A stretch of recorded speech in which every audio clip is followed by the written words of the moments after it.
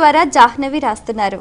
తులసి కోటలో శివలింగాన్ని ఉంచి పూజించవచ్చునా తెలియజేయగలరు అంటూ రాస్తున్నారు.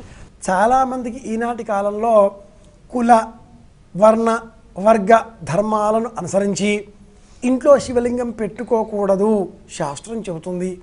శివారాధన చేస్తే ఆనందం, మేము ఏం చేయాలి అని చాలామంది ఆందోళన పడుతూ ఉంటారు. ఇంట్లో శివారాధన చాలా దీక్షతో కూడుకుని ఉన్నది కాబట్టి ధర్మశాస్త్రాన్ని సూక్ష్మంగా మనం పరిశీలన చేస్తే ఇంట్లో శివారాధన చేయకూడదు అని కూడా కొంతమంది చెబుతూ ఉంటారు. కుల మత వర్గ వర్ణ ఆచారాలను అనుసరించి నానా పదార్థాలను తింటూ ఉంటాము, శివారాధన ఎట్లాగా అనే ఆందోళనతో కూడా కొంతమంది ఇంట్లో శివుణ్ణి పెట్టుకోరు. ఇంట్లో బయట మాసిక నియమాలు ఇవన్నీ ఉంటాయి కాబట్టి ఆ రకంగా కూడా ఆలోచించి దూరం పెడుతూ ఉంటారు.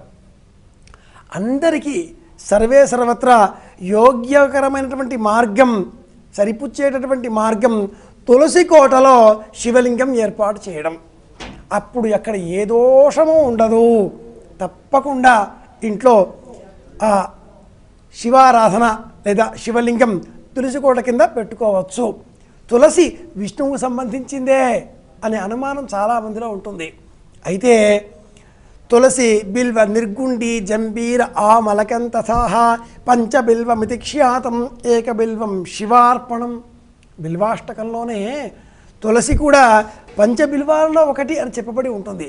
అలా చెప్పబడి ఉంది కదా అని చెప్పి శివుడిని మనం బిల్వంతో అర్చిస్తాం కానీ తులసితో అర్చించాం. కానీ తులసి గుమ్మంలో ఆ చెట్టు క్రింద శివారాధన తప్పకుండా చేయవచ్చు, ఏ దోషము లేదు.